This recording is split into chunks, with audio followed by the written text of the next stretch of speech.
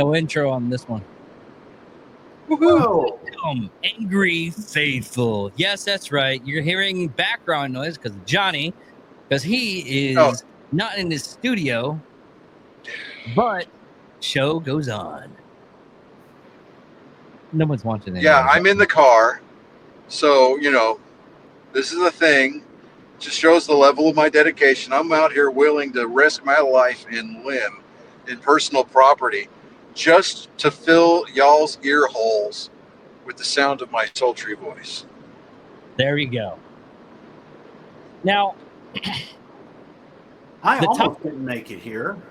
Yeah, almost everybody almost didn't make it here except for me because, Well, I was about 2.5 hours away, and I locked my keys in the trunk. You don't lock your keys in the trunk. I called Geico, and Geico sends a guy out about an hour and a half, 2 hours later, and the guy's in his wife's car, has no tools with him. Now, I had told Geico that the car doesn't have a remote trunk open in the front, and the rear seats don't fold down. And my keys are in the trunk, and this guy shows up with no tools. And he says, well, I think I might be able to rig your button if I had my tools with me. So Geico calls and says, well, we'll tow your car to a dealer. And the guy yells, can't, your car's at a garage and there's low ceilings, so you wouldn't be able to get a tow truck in here. So the police, the tribal police from the casino, 3 of them show up to try to figure out if they can open it. And they can't. So I call all kinds of locksmith. And this is at night, so I'm up till 2 a.m. calling, and then don't get anywhere with that. Then in the morning, I call someone. And he said, "Oh, if you'd had it towed to a dealer, it wouldn't have done any good anyway. Oklahoma has a law that they can't make a key for your car unless you present them the title. Even at the dealer, they can't do it. They would have been." So next best thing I came up with is just get a damn rent car and come back home, get the spare keys, then go back. That's from Wichita Falls to Shawnee, Oklahoma. So I call and I set up an enterprise rental from Shawnee. It's just a few minutes away, so they would have picked me up. And then he calls back and says, oh, he shouldn't have set that up because we don't have any cars available.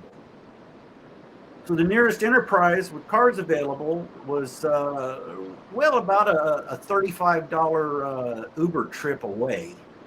So I ended up having to do that, drive back home, go back to get the car, and I got back just in time to do this. Now, I don't know what Johnny does. Do you tape your phone to the steering wheel, or how does that work? It's because I have an Apple device, it's got the MagSafe on the back. I'm clipped to a magnet on the vent. So, 1, my phone's not overheating, and 2, I can do it hands-free.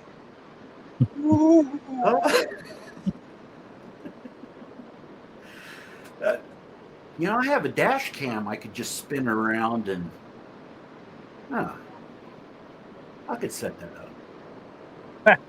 Clip one of the things that I love about one of the things I love about our expedition is that it's connected to FordPass, right? Which it's an app that you can download. I can unlock the car from my phone. If for some reason I lock the key fob in the car, and for whatever reason, if the key fob's in the car and then you lock the car, it honks twice at you and unlocks as a way to say, hey, get the keys out, stupid. But if for whatever reason that fail-safe, fails, I can back it up on the app. So, yeah. My problem is the car's a 2001, and I reach in my pocket to do the clicker to lock the door. So the door isn't going to be locked accidentally. But I grab my GPS to put it in the trunk, and then for some reason, I usually don't. I grab the case in the other hand, and I had my keys in the case. I sent the GPS down, and then I went, toss. and I tossed the case and the keys in. It closed, and then I reached in my pocket to lock the car, and I went, "Oh crap!" Bill, I'm going to say this as nicely as I possibly can. You can get a double-din aftermarket radio with a touchscreen, 6 to 10 inches, depending on your, the bezel space that you've got available. You can actually update your vehicle to where you can have either Apple CarPlay or Android Auto and use the GPS on your phone. Now that's easy to do. In the 2008 Trailblazer, I almost did it. But an 01 Lexus has its own amp for a proprietary speaker system. If you change the radio out, you got to change everything. And they say you don't really want to touch the speakers because they're not true. There is you no can get the you can go to a car audio place. I know that there's one. I think it's still open there on Kemp. There in yeah, they Falls. can't do it. I went there. They can't? No, I went to both Try car Best audio Buy. places in town. Oh, and Best Buy. Roy's, and this is not a solicited plug. Roy's Car Toys. He's a local guy there in Wichita Falls. Look him up. Give him a call. And he can order the stuff necessary. He can he can order the bezel and do all the wire. He'll figure out the wiring. He did an amazing job on my oldest son's. What was it? It was a 2001 Chevy Camaro Z28. So it's just some goofy thing about this $1,500 amp that's under the seat, and the way little bitty tweeters in the front of the door and all the other speakers, the way it ties in. There is absolutely, I talked to one down in the Metroplex when I lived down there. No one can do it. They all say you go to Crutchfield and you put your car and information in, and it's like, oh no, there's no harness, there's no way to adapt them. You've got to pull the whole system out. It's very, very weird. They said that's one of the few lines of cars that have a setup with that special amp in it. But okay. So anyway, I guess I smell what the Rock is cooking. Huh? I said, I guess I smell what the Rock is cooking, but yeah, go ahead. Oh, I haven't been to a Rock.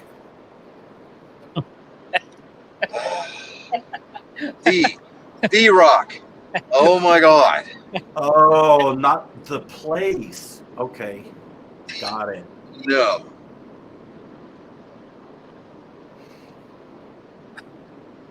Political topic, huh? Yeah. Now, we're actually going off of what's been going on for the past week. DMs are upset that Trump has paused a lot of the payments for U.S. aid.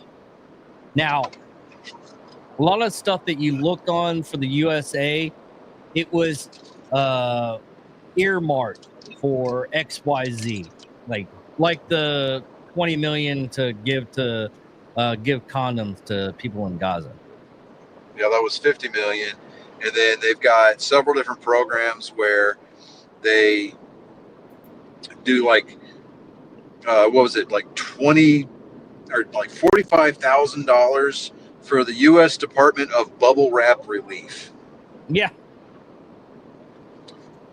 And I'm just sitting there going, huh. And the only thing I can keep thinking of is that scene from Independence Day where the president's asking, where do you get the funding for all of this? And then Jeff Goldblum's dad is like, well, you don't think that they actually spend $20,000 on a toilet seat or $10,000 for a hammer, do you? Yeah. That's the only thing I can think of. And what you're not hearing with all these people yelling and screeching, like Kennedy said, most of the members of the tofu crowd are screaming like someone stole their dog. And you hear them screaming about Social Security numbers and this and this and this. But has any one of them ever said, oh, you're killing people around the world? Has anyone around the world said you're killing us? No. No, In fact, it's some just of like with the Pelosi's.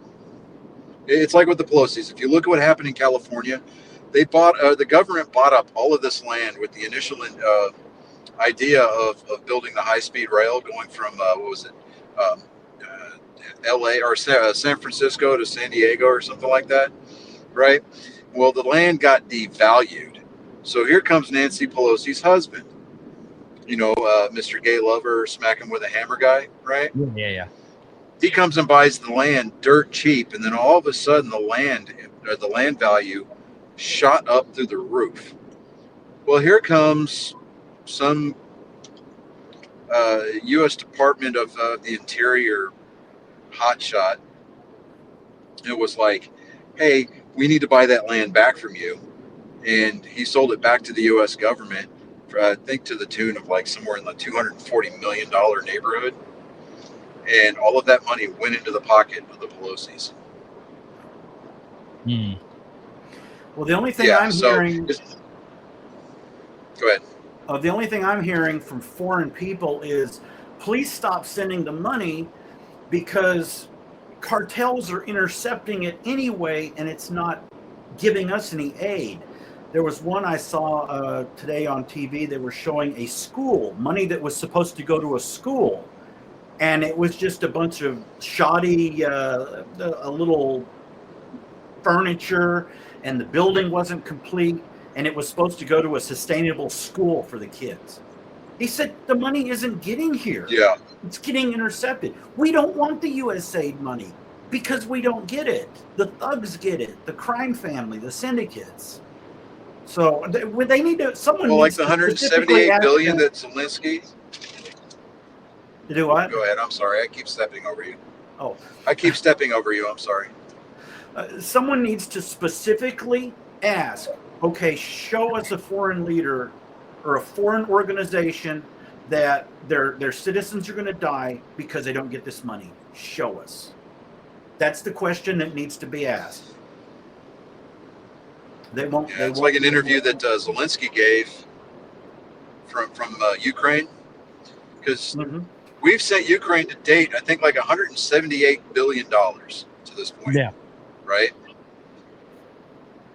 In an interview he gave, he flat out said, I can't tell you where 78 million or $1 billion of that went. I mean, I'm just like, we all know where it went. It's like it's sitting in a number of offshore accounts that, Interpol can't track, kind of a situation. So have you heard what Trump has said? He's not like the Democrats. Okay, we'll give you some money to here you go, or if we want you to build a business in America, we'll give you some money to subsidize it. Trump is, we give you money, we get something in return. Now he's told Zelensky, we'll give you money, but we want rights to your rare minerals, and we want that. You're going to pay for it, however which way you can. So that's his latest thing, and that's how he's working all the deals around the world. If we give you something, you're going to give us something to pay for it. It's just not going to be free money anymore. Do you hear me just like honk at somebody? Yeah. Yes. Going 80 miles an hour, and then all of a sudden they come across my nose, and I've got to drop down to 50. No. This is why I'm not allowed to have brush guards or fucking rocket launchers on my car. Yeah. I always wanted to have a switch you could flip, and in your back window, a big mirror would lift up. So if someone has their brights on, you just, and then they're gone. You keep going. Well, I mean, yeah, but the thing about brights, the newer cars especially, they've got self-dimming rear view mirrors, so it really doesn't do you any good. No, for me, I want a little force on force. You want to drive like a shithead? Okay. I'm either going to put the chrome horn to you, or I'm going to be able to flip a switch and a 50 is going to pop up out of the roof of my car. So, and I'm going to light you up. I'll give you a couple of warning shots. And if you're going to try to brake check me, I'm going to put one through you and your engine block. Just, oh! But I'm trying to be a good example, boys and girls. No road raging on on a live stream. So, well, there was a guy I used to work with who Sorry. had actual stadium lights. The actual lights you would see go and brighten slowly, mounted on the front of his car. Now he had a reason. He drove at night to work, and he lived out where there were deer, so he wanted to see. But he said if someone flashed their lights at him, he could crank that up. Actual stadium lights mounted on it, separate electrical system. It was pretty wild. Yeah, I was going to say, he turns those things on, like his dash lights are going to dim. Yeah, he had some other battery, some other complete other system in his car for it. Me, I don't know. Well, there's a kit that they make now. It's like $100. It's $100. It ties into your stock wiring harness, and it's a train air horn that you don't need an air compressor for. Like actual train horns, you can hear from like 3 miles. This one has been rated to 2-mile range. Ooh, that's awesome. I don't even know what headlights I've got on my car because they were kind of dim. I hit a deer, and then this guy down in Bee Cave, he says, I need to do something about your lights.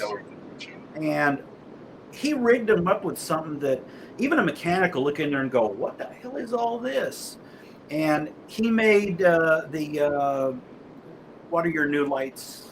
Your high intensity lights in a car that doesn't have high intensity lights. And my brights, I mean, if I turn it on bright, it's like infinite distance of light. So, I don't even know what I'm going to do if something goes out in it. If one of them goes out, I'm like, what is in there? Because I've never looked. But there's a whole lot of extra wiring and modules behind there that he put into the system. You know, I remember I think it was a few years ago. I mean, years ago. Probably about 10, 12 years ago. A friend of mine, his wife was all talking about how she would love to get a Lexus. Right? And I'm like, well, you know, you might as well just buy the equivalent model of Toyota and save yourself about 30 grand. And he looked at me, was like, preach, brother, preach. Like, he couldn't say it out loud. But you know how like dudes can talk to each other with just a look? Because the look his wife gave me was like one of pure death. Yeah, it's similar, but it's the wiring's a lot simpler. I got this. You know, I don't just. A dealer did a bait and switch on me about 11 years ago.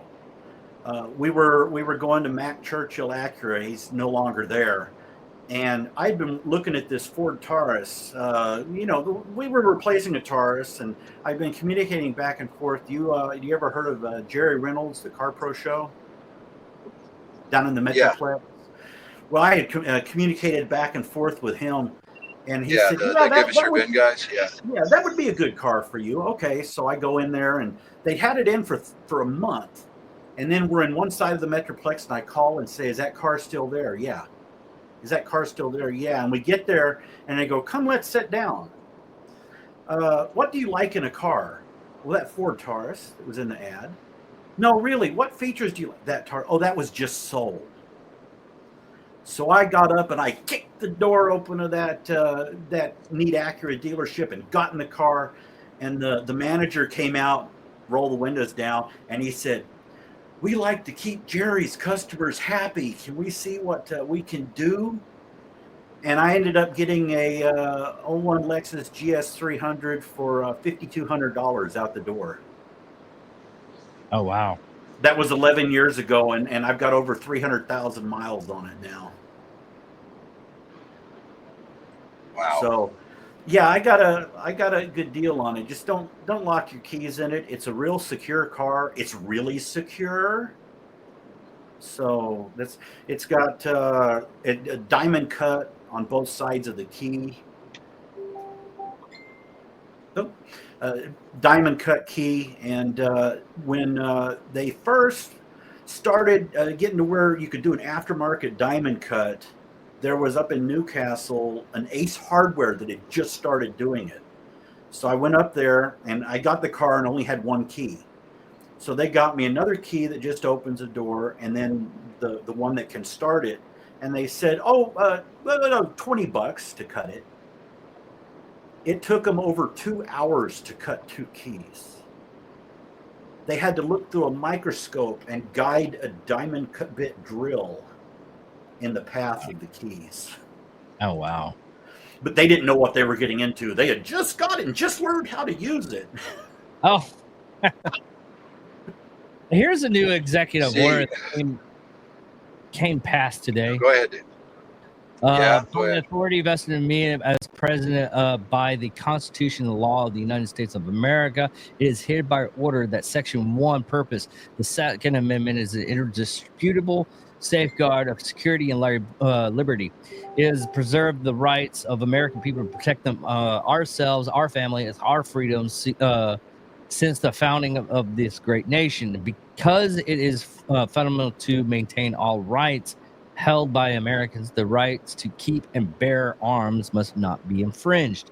Within 30 days of this date of this order, the Attorney General shall examine all orders, regulations, guidance plans, international agreements, other actions of executive departments and agencies to access an ongoing infringement of the Second Amendment rights of our citizens, and present a purpose plan of action to the president through the documentation or domestic policy advisor to protect the Second Amendment rights of all Americans. It goes on and on what the positions and everything is, but yeah, is that the nationwide, the national constitutional carry executive order? I'm looking at it. What it's basically saying as of right now. The purpose of planned action described in Section 2 of the order, the Attorney General shall work with the policy advisor to finalize a plan of action and stuff.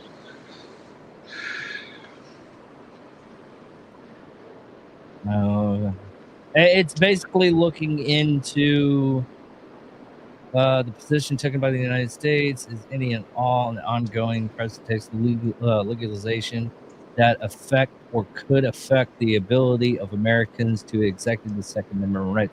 It isn't.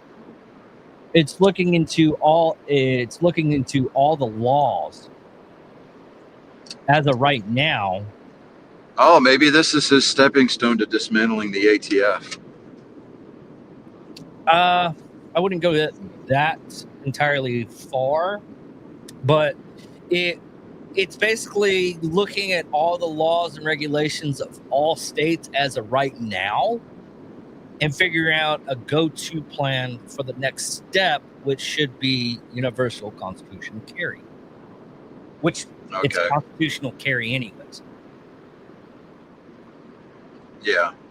Well, because like the big problem, and David, with the ATF, as far as the firearms portion of it is concerned, they're supposed to be in charge of firearms. We're not talking about attachments. We're not talking about peripherals. I mean, the idea that the ATF has any kind of regulatory say-so over suppressors, that's an actual law.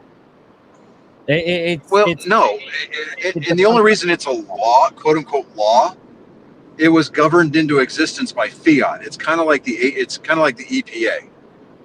It's there. Nowhere in a suppressor is there a moving part. There's nowhere where a firing pin can be inserted to activate a primer to send a projectile downrange. It is nothing more than a barrel extension designed to trap expanding gases from the barrel. That's it. It's got nothing to do with the operation of a weapon. It doesn't make the weapon deadlier. It doesn't make it less effective. It is there to, silence it or suppress the sound. That's it.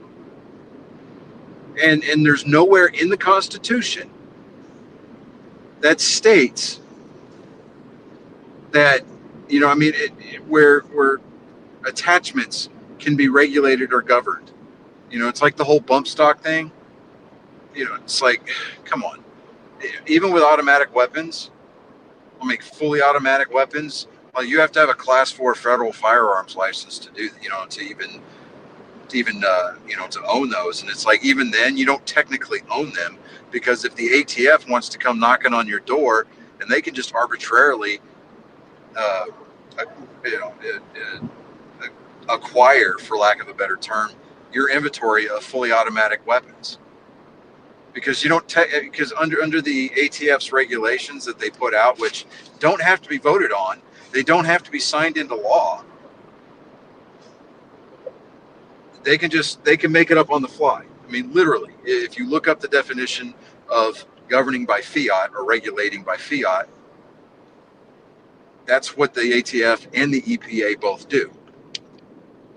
So when you get into magazine capacities, when you get into fixed stock versus collapsible stocks, when you get into long barrels versus short barrels, when you get into, even making pistols with pistol braces, I'm sorry, a pistol brace does not make something fully automatic, and it should not be banned, nor should it be controlled by the ATF.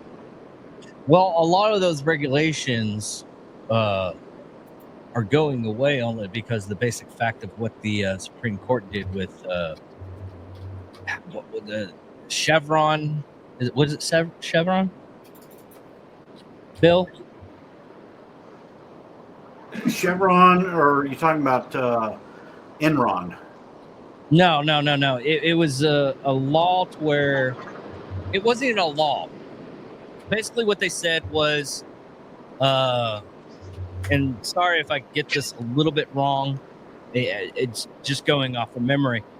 Basically, what it is certain regulations, and it's basically regulations that are looked upon as laws. Basically are going with people that are professionals and deal with that more often. That's why you got a lot of rulings and everything from ATF that aren't laws at all. What they are the regulations that are made up by ATF, and people go with it because they're they're supposed to be the experts. Like a lot of wildlife regulations, a lot of oil regulations. It goes down the chain. What it is basically those not companies, but those departments are supposed to be the experts. That's the reason why they can make the regulations, they can make the laws. But here's the thing. They go out and say Bill's not allowed to drive on Sunday because Sunday is Lord's Day and you can't do that. I would be a rebel and drive anyway. Yeah. But here's the thing that I'm talking about, though, David. It's like they consider these people to be subject matter experts, but 90% of the time, actually, I would even go as far as to say 99% of the time, unless they've gotten a degree or a doctorate from 2 box tops and a bag of Cracker Jacks, they are not subject matter experts at all. You got a lot of these people that are proposing these gun control regulations, or rather, let's more accurately put a moniker on them of gun confiscation regulations. That it's like, you look back a couple of years ago, that idiot congressman from California talking about ghost guns. And it's like, oh my gosh. To this day, I don't know how that sheriff that stood behind that councilman, senator, representative, whatever they were, how did he stand back behind him and keep a straight face while this dude was just absolutely mumbling, just for lack of a better term, utter horseshit. It's you know, we're you know that like we're from the government, we're here to help. It's like, no, you're here from the government and you're here to hinder. That's all you're there to do. And you know, anytime that they put a new regulation, especially on the gun industry, or well, we need to keep guns out of the hands of the criminals. Well, how about go after the criminals? Because it's not about the criminals. It's not about the criminals. It's never been about the criminals. You look at 1930s Germany. The first thing that Hitler did was disarm the population, so they couldn't fight back. Yeah, it's about control. Here is Johnny's being right on the whole thing. This is from the description of it. It is an ATF 15-year-old vet can't take apart a Glock. And we won't do sound or anything. This is from the Fates of the Nation of CBS. He cannot take apart this Glock. And he's supposed to be a firearms expert. We're supposed to listen to him, make regulations and laws and everything. Oh, he goes to another one. Oh, can't do it. Oh, he finally does it. And this is a ghost lower. That's what he's saying. I've actually listened to this. This is a ghost lower. This is 3D printed and everything like that. You can put this on there and now it's unregulated. That's what we're trying to stop. Blah, blah, blah, blah, blah. And he can't even put it back together. It's about like the person who was going to be who was nominated for FAA under Biden, and they have him in the hearings, and they're asking him all kinds of questions about aircraft. He doesn't have a single clue, and he was one of the few who. It's not that he didn't get confirmed; he withdrew, but he was an absolute idiot, knew nothing about aircraft. But as far as your regulation, yeah, I mean, in Trump's first term, he said that he wanted to get rid of, I think, 3.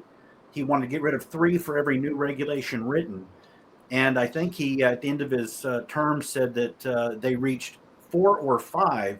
And now for this term, he said, I want to get rid of 10 regulations for every new one that's written. So, you know, he could work with the ATF, just getting rid of going the regulations they've written. Who knows what? You know, when he starts getting after these agencies, the first thing he does is mass layoffs. And he does mass layoffs because what are they going to do? He announces he's going after an agency. They're going to all try to bury crap so that he can't find it. Yeah. So he announces it, they're gone. Just like now he's going into the EPA, and the 1,000 EPA people were told that hey, you're about to go.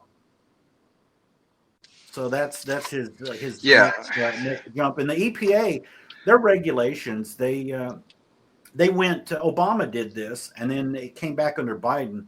Sue and settle. What would happen is the federal government would, okay, we want this regulation to stop this, but Congress won't pass it. So they tell an environmental group, hey, sue us.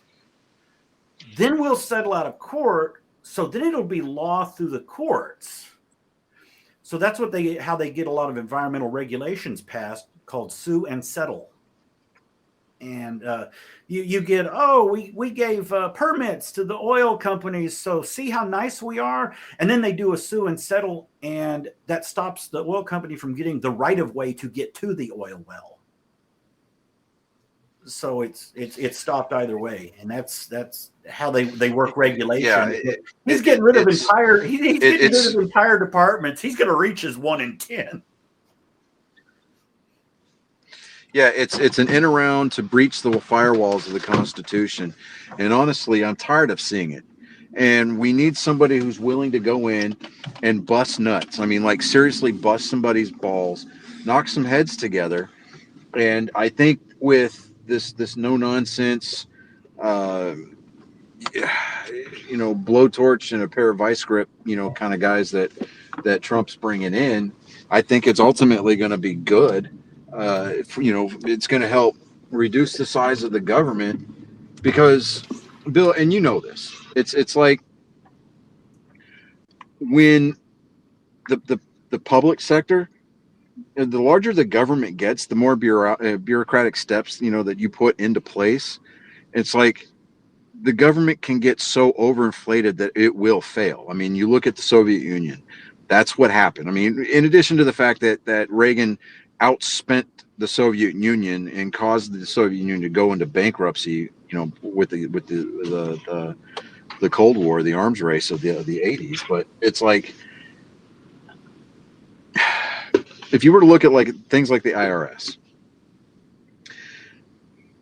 in addition to the fact that the IRS should be, and for all intents and purposes, an illegal institution, because we didn't have income taxes until after World War I, when Woodrow Wilson decided to come in and propose to the American public that, way, we're going to institute a national income tax because we got to pay off our war debt. Don't worry, it's only going to be temporary until we can refill the coffers. And then they just decided, oh, well, we like the fact that we've got all this money coming in, and they kept it, right? And the IRS just kept growing and kept growing and kept growing. You could reduce the size of the IRS by 2/3, and you would become, in of itself, can become like 125% more efficient of a government agency, because you're going to reduce the amount of people they're going to put hands on a particular person's tax returns or things like that. And you don't have a think tank of people sitting around in grease-stained wife beaters trying to think of new tax codes to do nothing more than just grape and pillage the American the American people's pockets. I mean, because what did Reagan do when he got into office? He reduced the national, or the national tax rate from the top marginal tax rate down to like 17% or something like that, and he put more money back in the pockets of Americans all across the earning spectrum. And it actually made the government more money, because while the tax rates were lower, people were out spending more money. So you were actually getting more money back. And the proof is in the pudding. We've had the historical data available to us for years. We've had it available to us since Reagan left office. In what was it, 89, 90, right? So it's like, why don't we want to go back to it? Oh, because the Democrats are too busy trying to launder money and put it in their own pockets. And I think that at the end of the day, we keep talking about, how we want to avoid looking like we're trying to weaponize the Department of Justice. It's not necessarily weaponization. I think at the end of the day, it's about prosecuting crimes that had been committed. And, that's why I think we need to go back to term limits for Congress and the House, because the way that it used to be is that the states would pick 2 representatives, one for the House, one for the Senate, and then they would go represent for 2 terms that state. And then once they left, they didn't get a golden parachute retirement pension for life. They went back to their civilian sector jobs. If they were a pharmacist, you went back to the pharmacy. If you were a doctor, you went back to your practice. If you were a farmer, you went back to the farm.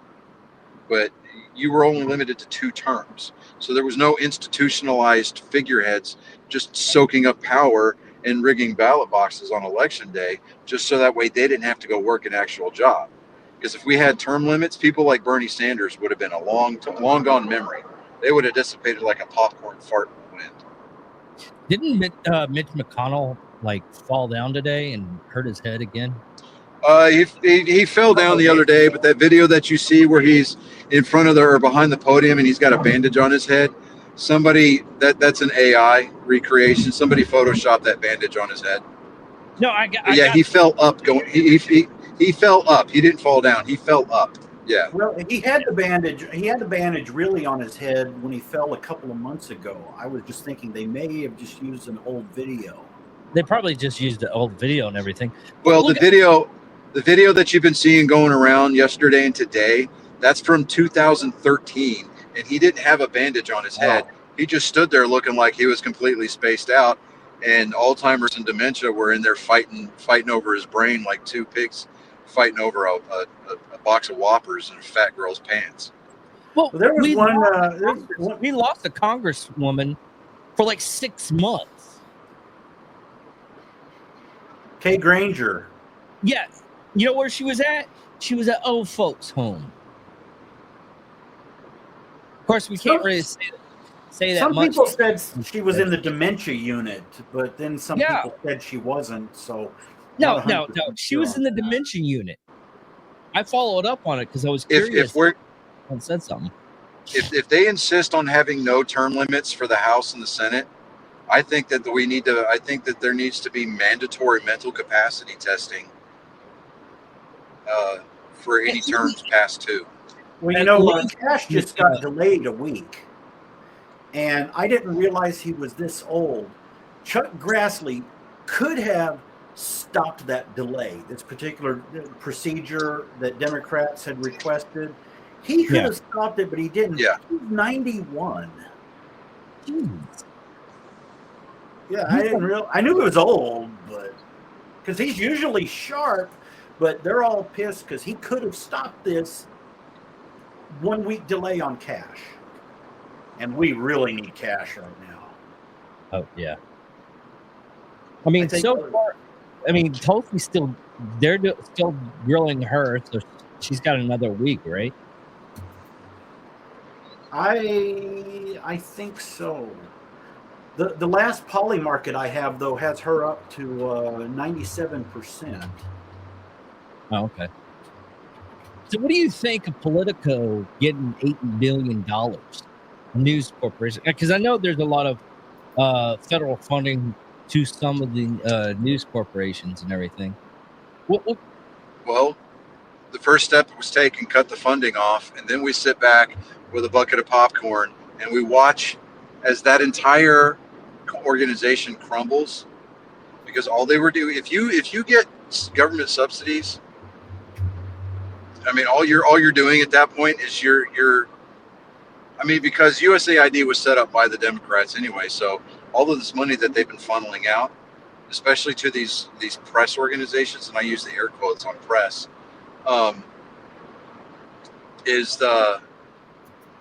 you're just a mouthpiece for one political affiliation or another. Yeah. So, and I know it's a little off topic, but I mean, look at Johnny Carson back in the day, right? He said, and Bill, you can fact check me on this, but he said that talk show hosts like himself, nighttime talk shows, they should be entertainers. The minute that they get political, they become commentators. Yeah, right. And he believed that he believed that the politisphere had no business being in late night TV, because it was about entertainment. It was supposed to be a venue for people to decompress after watching the depressing evening news. And instead now it's just more of the same. Yeah, and there's two other than Politico. There was 2 other media organizations they've tracked it to. Recommendation is, if you want to follow someone good on X, Data Republican. She is a big number cruncher who people told Elon, they said, "Hey Elon, you need to look at this lady. You need to look at this lady." And she's working with him now, crunching numbers and making algorithms to dig into these. And one of my favorite recent ones, Bill Kristol, who used to be conservative. Well, he put the deep state is preferable to Trump.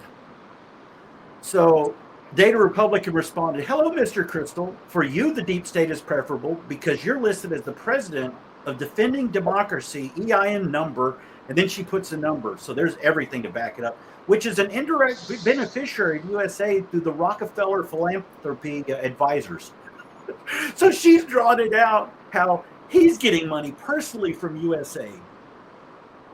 And she's got the chart. It's really pretty wild when she gets into someone and this money goes through here and this organization goes through this advisor and sends it to this, And by the time it's supposed to get to where it's saving people's lives, there's nothing left. At the most, 10%. Yeah, well, I love how if you or I or anybody, like regular Joe Schmo, Tom, Dick, and Harry would go out to try to launder money through shell corporations or 501cs that aren't acting like 501cs, we would get thrown in jail so fast and for so long. I'll be right back. But guys. yeah, when the United States, but when the U.S. government, or not necessarily the government per se, but the people running the government are the ones doing it. Oh, well, no, you can't do that. I mean, Republicans are bad, blah, blah, blah. It's so laughable, and it's the double standard is so real. And it's but easy. Nobody really wants to talk about it. And it's easy to bury. And that's why people couldn't. I don't know if I said it to you or behind the scenes with David about 15 years ago. I was looking into the Nathan Cummings Foundation, and you could find, it was public knowledge. Okay, we gave this much money to this organization, and we attached it, supposed to go to this project. And they would look at the whole organization. Oh, it's an organization that does good, but you got to look at what they earmarked the money for. And then that would go to another organization, and then it would be doing this subversive garbage.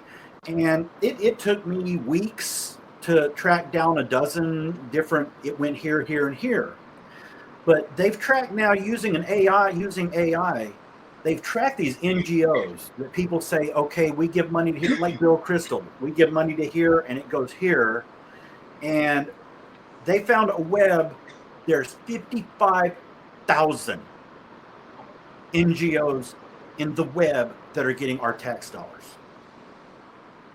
55. You remember, you just missed the days when it used to be simple. We talked about slush funds and pork barrel spending.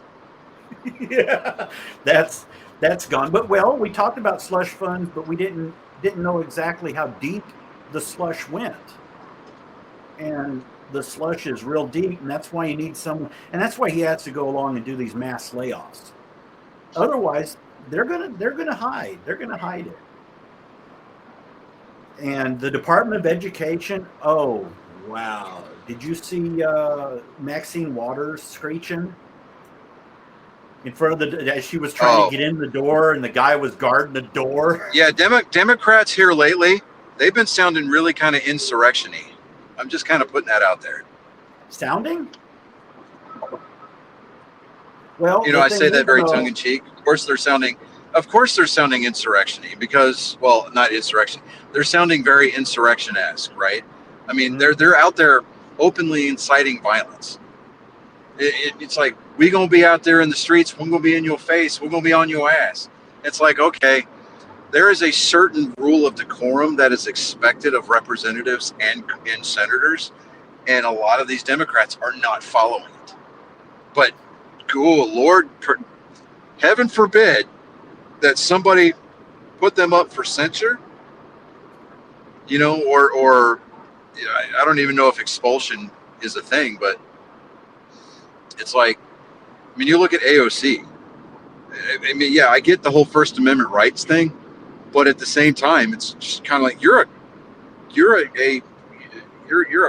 public service I mean, you're a taxpayer. I mean, you're a government employee, basically, right?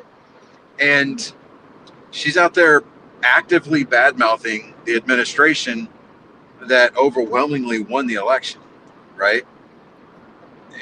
And I don't understand it, because that if the rule, if the roles had been reversed, and you get some young hotshot Republican out there getting on their Twitter account or their Blue Sky account, bad mouthing Kamala Harris. Yeah, Blue Cry. Yeah, there you go. Somebody would have been out there bad mouthing a Democrat president. Ooh, they'd have been the subject of late night jokes, and papers would be writing hit pieces for months. months. Well, I get mean, tired. and they would go. I mean, the operatives would be out in force. They'd be out there digging up, like, Senator X's freaking third grade teacher. He used to shit his pants and pick his nose in third grade. That's a bad, they're bad, blah, blah, blah. We don't need people like that leading our country. It's just, it's almost like, go ahead. I used to use Facebook as a travel blog.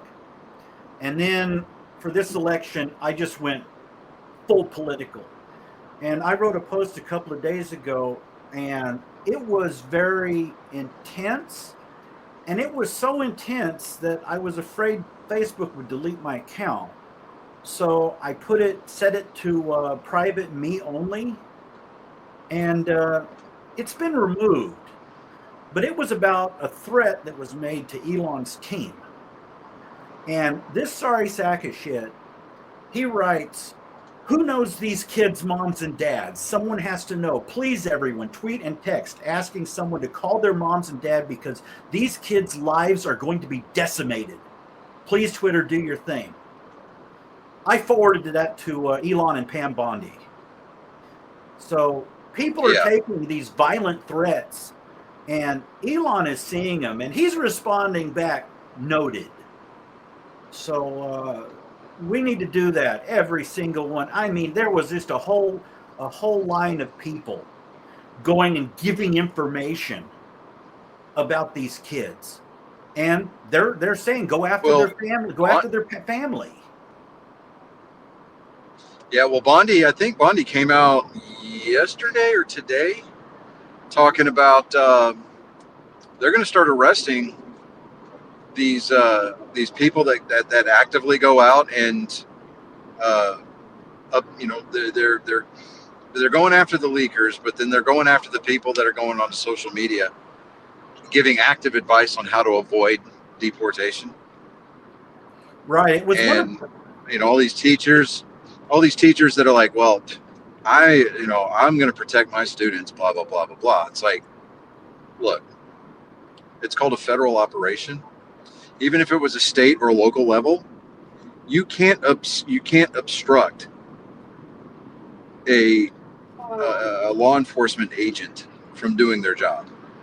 Then a lot of them are actually losing their federal funding because of it.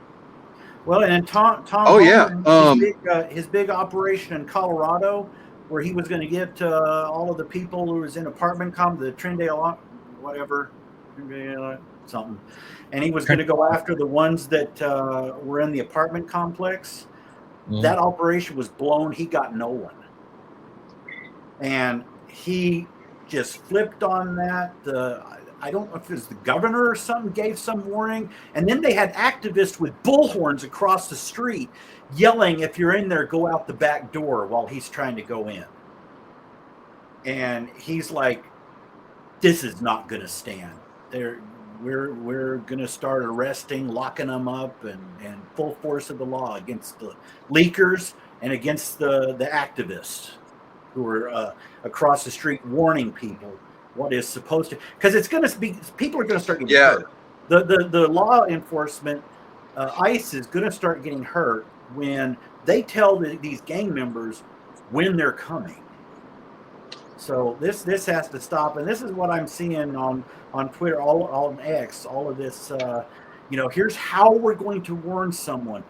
Here, I have an inside person now who's getting me this information from this organization. And I saw several people go, "Here you go, Elon." So he's seeing it.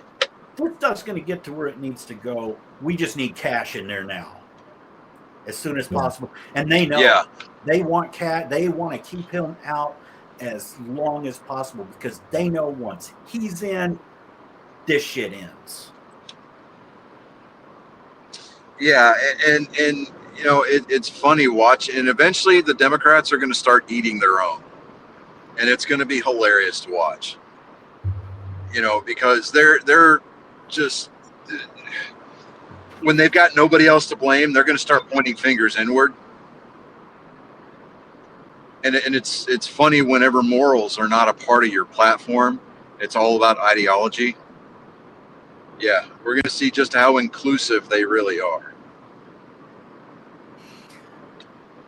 Did y'all didn't see the press conference today with what's his name, the Japanese Prime Minister? Oh, I don't have his name in front of me. And Trump. Did you hear anything about it today? No. I highly recommend every one of you out there watch it. They always do, a little sit down photo op, and then they'll talk behind the scenes. Then they'll come out and do the press conference. And they kept waiting and waiting. It was later and later, and they were like, he must be really talking a lot back behind the scenes. And they were fighting. We really need to go to commercial break, but we're afraid to because he might come on. So they finally did. He came on, and it's usually, they call it 2x2. Ask president 2 questions, ask their president or prime minister or whoever he's with 2 questions, and that's it. They said there were at least 5. This thing that was usually a 2x2 went on for about 35, 40 minutes. And you should watch every moment of that. Every moment of that will give people an idea of exactly who we have leading us. And when you think about it, think about what would happen if Kamala was in that same spot. And they talk about, oh, America, everyone laughed at it. Here's what the Prime Minister of Japan said during the press conference. Trump isn't as frightening in person as he is on TV. So they're not laughing. They thought Trump was frightening. And he said, but in person, he's gracious, and I loved it. And we had the deal where Nippon was trying to buy U.S. steel, and he made an agreement with them that, okay, you're not buying our steel company. So now the deal is off, and Nippon has agreed to invest in it. So the steel company will still be under our regulations. Our jobs will remain over here. So they're investing in it. And in that same conference, what they're doing is, how Alaska was shut down? Well, Japan wanted, as far as oil and natural gas, liquid natural gas, Japan wanted it. And I didn't know this. They wanted liquid natural gas. He said, we needed it.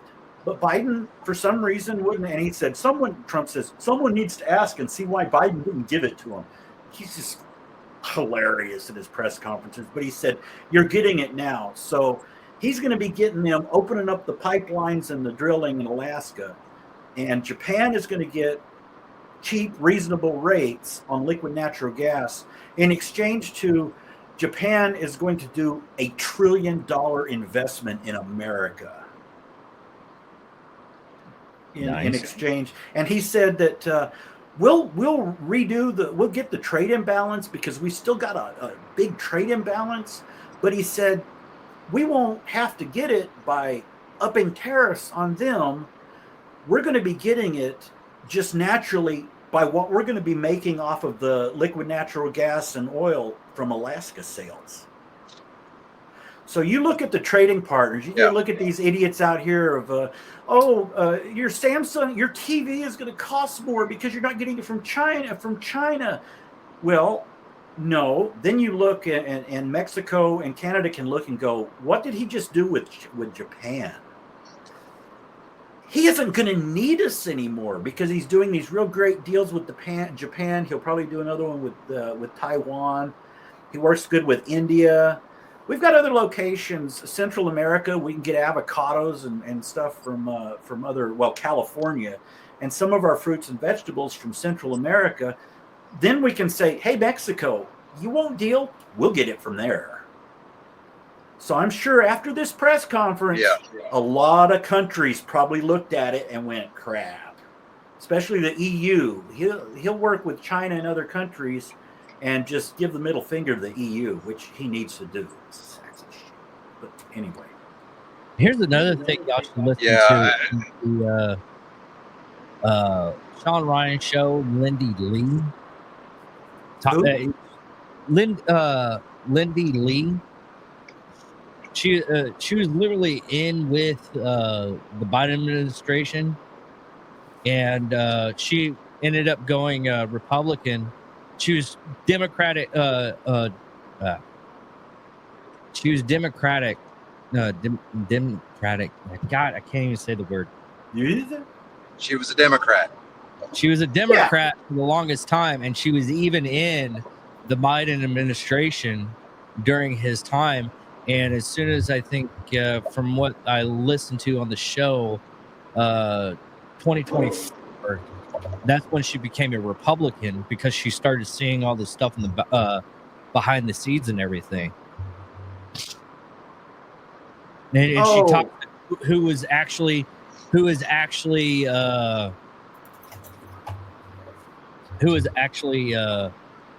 part of the process and who was leading the actual country at the time when Biden was indisposed in his own mind. Lindy Lee? Yeah. Oh, she's pretty hot. Oh, I'm so glad that you verified that. everyone look at the wiki picture. Wow.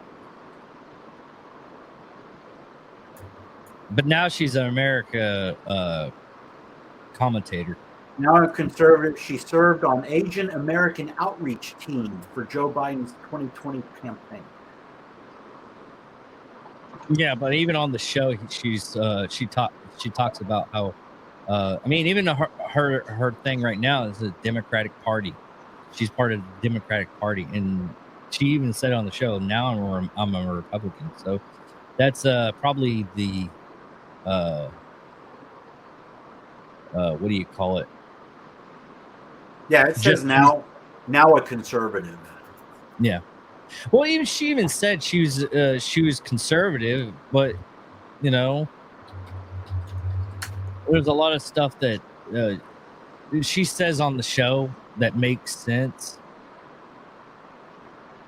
and it's just how everything is right now that is really strange, to the point to where everybody's going onto the Republican side. And there's some people that are like, oh, I don't like the Republican side because I don't want all the stuff that's happening right now. I'm going to go to the Democratic side. It's people flip flop way a lot, depending on the policies and everything. But other people stay strong, like Johnny and Bill and me. What, you think I'm conservative? Look, it's not outside the realm of the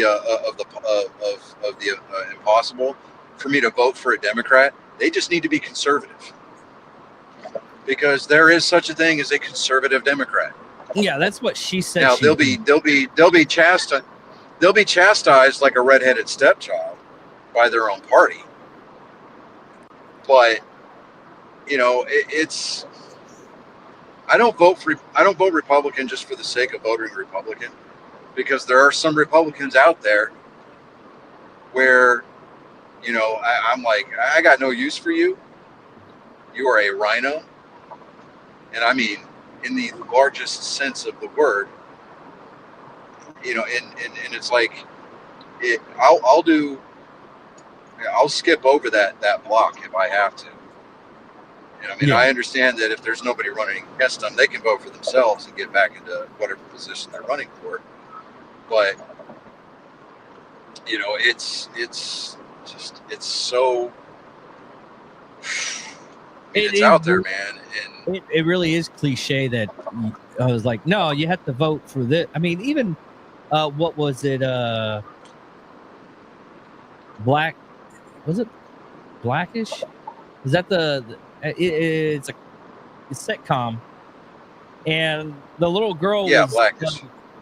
The little girl on the show was asking her grandmother, is like, hey, let's do this test to find out who you're going to vote for this year. It's something I have to do for my school.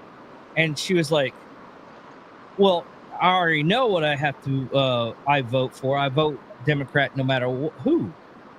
And the little girl was like, okay, can we still go over this and find out what your political party views are?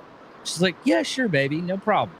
Well, she started asking questions like the border, XYZ. And she's like, well, it looks like you're going to be voting for Donald Trump. I thought that was kind of cool. No, that's great. Yeah, that's awesome. I mean, and that's actually, that goes back to an older joke. I think that goes all the way back to like the Reagan years. But yeah, it's the same idiom holds true. So yeah, that's good material right there. Yeah. Well, it's like Anna Navarro who's on The View now in a total nut job. Do you remember her at the Republican convention?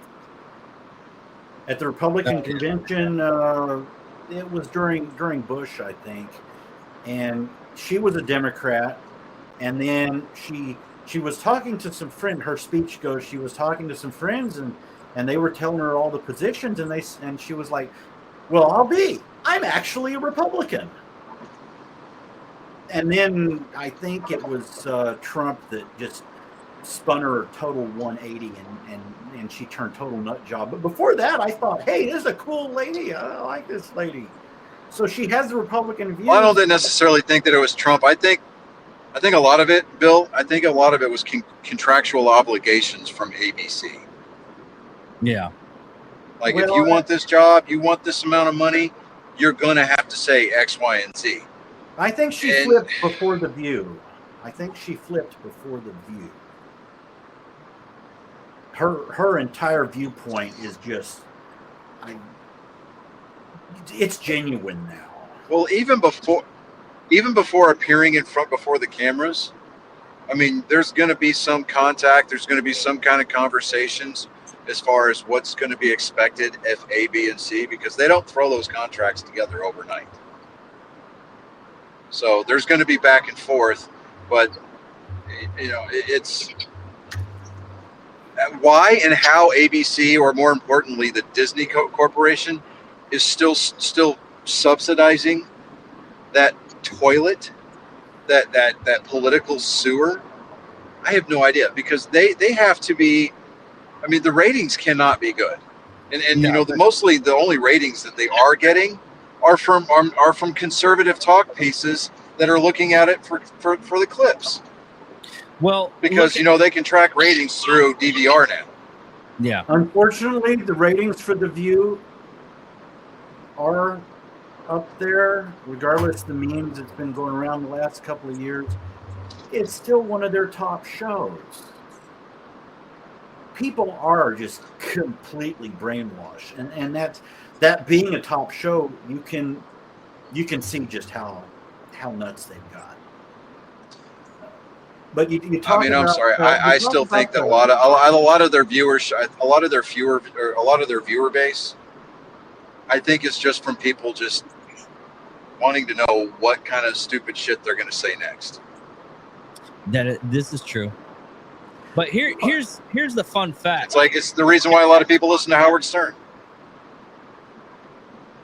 It's the shock value. Here's another fun fact. Let me look at this real quick before make sure I get the I'm looking up CNN viewership. And well,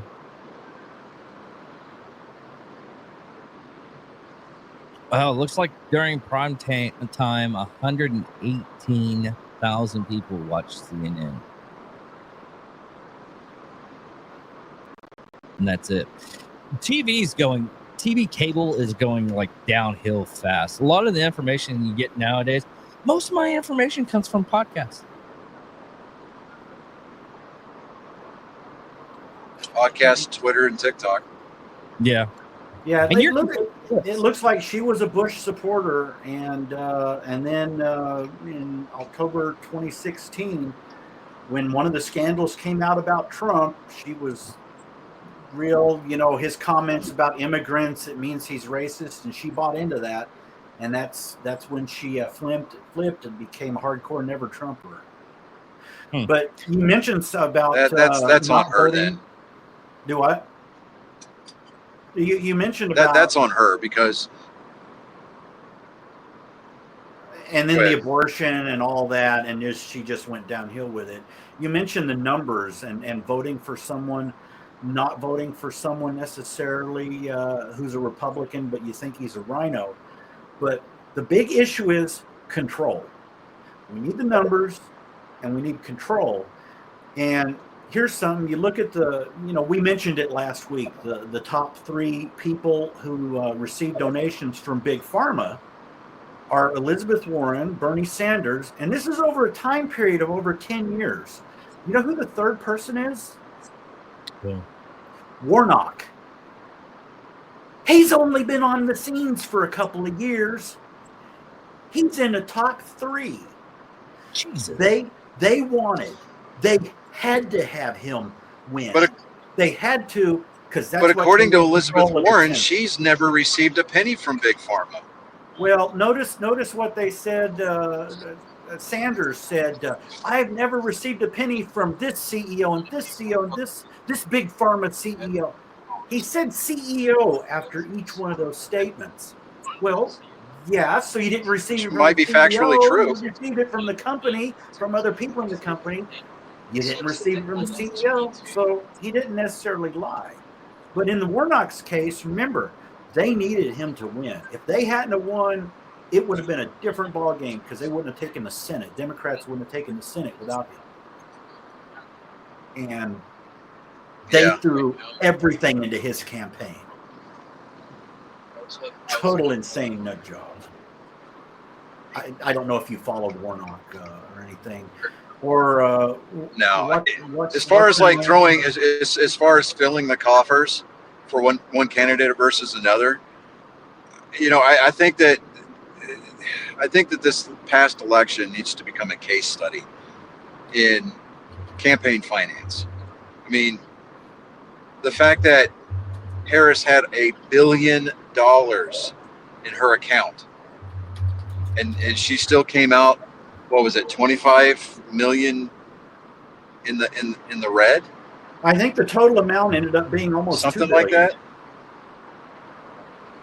Oh, well, still, she came out negative. Like, she overdrew the account. And she's, I mean, either that money went into somebody's pocket. Well, I mean, it went into a lot of people's pockets, i.e. the celebrities that she paid to come and endorse her, but which blows my mind, because if you're that fervent of a supporter of candidate A versus candidate B, I mean, that should be on your own dime kind of a thing. Like, hey, will you campaign for me? Sure. It's not, hey, I'll pay you a couple $1 million if you come do this. No, I'm good. It's like, whatever. People went to her events to see the celebrities. They didn't go. I mean, they say that everybody has a price. Yeah. I mean, they say everything's for sale. Everything's got a price. But I'm just kind of like, at the end of the day, I want to be able to look myself in the mirror, and I want to be able to, tell my kids and grandkids, hey, this is what a belief system is supposed to look like. And I don't know. It's a sad state, even still. And I know that. You go ahead. Oh, it's going to be interesting to see what the FCC does over the 60 Minutes video. You see, they've released the entire video now. They forced them to release the entire video of her interview, and if you watched some of the parts that were cut out, oh God, she's a babbling buffoon. And people said they could go as far as just yanking their complete license.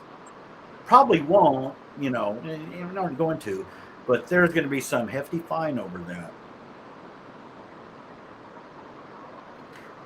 Oh, the other lady I was trying to think of in Georgia with Warnock was Stacey Abrams. All of her garbage went into supporting Warnock too, and who knows how many states he got votes from. They weren't from Georgia. They were from other states. Stacey Abrams, president of the world. What? You're gonna have to explain that one. Do you know it, Johnny? Oh, come on. I didn't like it, but I watched it anyway just because. Star Trek. The last episode of Star Trek Discovery. She comes out and meets him. No, Stacey see- Abrams as president of the world. I did not. After season 2, I stopped watching Discovery. And you're going to get a lot of. I mean, not that we have any Star Trek fans watching the show, but you know, a lot of the forums and a lot of the boards that I belong to, a lot of the pages that I belong to on Facebook. Oh, Trek is Trek. Well, yeah, well, that might be the case. That doesn't necessarily mean that I have to watch it. You know, and it's like. Discovery, for me, Discovery was nothing more than just a very woke agenda in Star Trek clothing. That's all it was. They're like, oh, well, what do you think that the Roddenberry vision of the future was supposed to be? Well, I get that Roddenberry himself wanted a not a dystopian, but like a utopian, future where humanity finally figured out how to get out of its own way. But it's at what point it's supposed to be for entertainment. It's supposed to be an inspiring show. It's supposed to help, it's supposed to help spark the imagination. And instead, all Discovery served to do was ram that, the talking point of the week down people's throats. And it took an IP that had such great promise and just completely trashed it. It did. It really just completely trashed it. I get that 99% of the actors that have had anything to do with the Star Trek franchise are liberal. I get it. And that's just because, a lot of them are probably closeted, conservatives, because you got to be that way in Hollywood to get a job, right? Yeah. I get all that. I mean, does that keep me from following them on Twitter? No. It's about their craft. It's about their job, right? I don't give a crap about your politics. I really don't. If you want to support the Ayatollah Khomeini, fine. That's between you and the Lord Almighty. But I'm here for what you put out on, for what you put out on the screen. If I like the way that you portray a certain character, hey, great. You do justice to that character the way that it was written, or you make the writing for that character that much better with your portrayal of the script. Fine, great, awesome. You do you. I don't have to buy into your politics, but it's when the executive producers, it's when the studios, it's when the presidents or the president of productions sits there and goes, I don't like the message that we're putting out here. Rewrite this script, reshoot it. I don't care what it costs. This is the party line that we're going to espouse. I'm not trying to hear that. I'm really not. It's about thinking their way out of whatever predicament they happen to be in at the time, and doing it with a sense of the original intent, which was to show the what's the word I'm looking for here? The potential that mankind has, and exemplifying and personifying really our explorative nature, right? It's not about, well, I'm gay. Well, good for you. I'm bi. Great, awesome. I'm pansexual. Sure, if that's actually a thing. I don't care about the ideology. I really don't. And I don't think that it has any kind of place in mainstream media, period. You want to have talks about ideology, there's a forum for that. But when you're talking about something that, especially an established franchise like Star Trek or even Star Wars.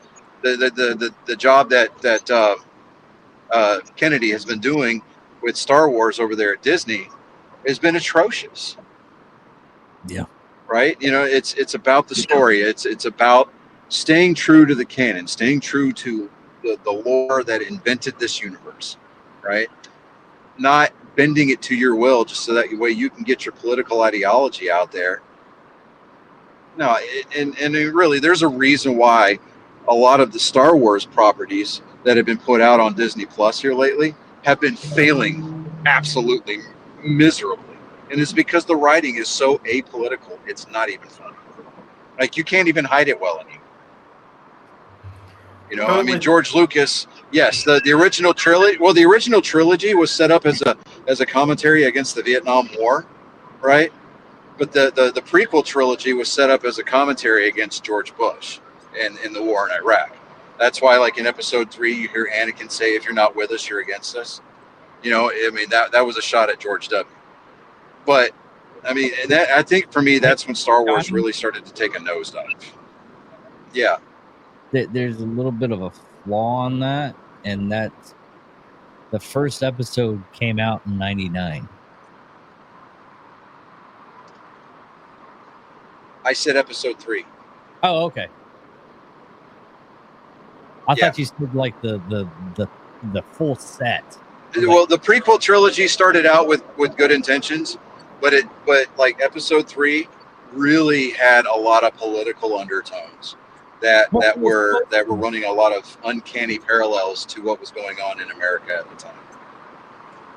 I only even vaguely remember the first 3. I don't think I've watched them over. The thing with Trek is you always had in the foreground, you had Star Trek, space, neat show, shooting, and sure, even the originals, you had some background that was kind of wokish, but it didn't take away from the story. Discovery, when I watched it, I shouldn't have wasted my time with it. It was in your face in the foreground, and I was watching it for the background. So I was trying to look through that. But then when you get in, and there was one scene that was over 2 minutes long, phasers going all over the place, and they're crouched down doing a homosexual talk between two of them. And you hear in the background the phasers, and they're firing over them. That scene went on for 2 minutes. During a firefight, you're like, you're talking about the doctor, the ship surgeon, and the engineer. Yeah, they were what it was, but like 2 of them were lovers living together. Yeah, while things were going on around them, chases, and they're just there. Yeah. And you hear the phaser fire, kind of in the background. They toned it down, the volume, so you hear them doing their little homosexual talk. And I'm like, in a space show? Okay, in a space show, but during a firefight? Really? Yeah, I mean, I'm okay with it being a subplot. Okay, don't make that your personality, right? Just, it's like you get people that all they talk about are video games. All they talk about are, science fiction. Like, that's their deal. Like, that's their personality. Like, outside of politics, outside of sports, the 3 of us can have a normal conversation about anything, and it doesn't detract from who we are, right, at all.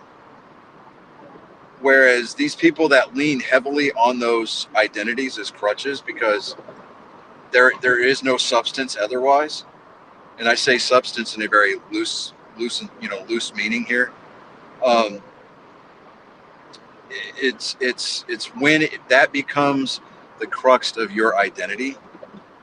Like, you have to, for example, like the vegan teacher on TikTok, like, that was her personality. Like, I'm a vegan. Well, no shit, we know that. It's people. Hey, I was in the Marines. Good for you. I don't care. I want to get to know you as a person. That way, I can make that determination as to whether or not I think we're going to be compatible enough to be friends. And if all you're throwing at me is the rhetoric and the regurgitated talking points, the platitudes and the bumper stickers from whatever side of the aisle you happen to be on, I'm a Reagan conservative. And there are people that I know that are staunch Republicans. I don't want anything to do with them because that's all they fucking talk about. I don't care that much. I mean, I care enough to where I know, hey, it's going to affect my day-to-day life, and it's going to affect the way that I'm going to be able to provide for my family. I'm active in it to that point, but it's not the crux of my personality. It's not who I am. It's just something that I know about, and what I don't know, I try to educate myself enough about, so that way I don't come across, sounding like some kind of mindless drone. Yeah. Because I mean, at the end of the day, drool is very slippery, and you can break an ankle. You can blow out a knee by slipping on some drool, and yeah. I'm just I like to keep my house clean, and I'll be damned if I make extra work for myself. Well, on that note, we're at an hour and 30-minute mark and everything. I think that's good enough for this episode. Tune in next week, next Friday. I mean, Johnny will probably be in the studio. Hopefully he'll be with us and not going to a comedy special. We were sad. So sad that he had to go to that. Hey, look. It was awesome. K. Trevor Wilson, Squirrely Dan, dude, I'm telling you, that was a good show. 100%. I want to thank vettix.org for providing me with the tickets to go to that show. And we were one row back from the stage. The Punchline Comedy Club in Houston, down there by the House of Blues. It's over by the Houston Sports Walk of Fame, right? It's a cool little intimate comedy club, and just listening to him go through his routine was awesome. And yeah, and then getting to meet him after the show, that was cool for me. That was worth the price of admission plus some, so.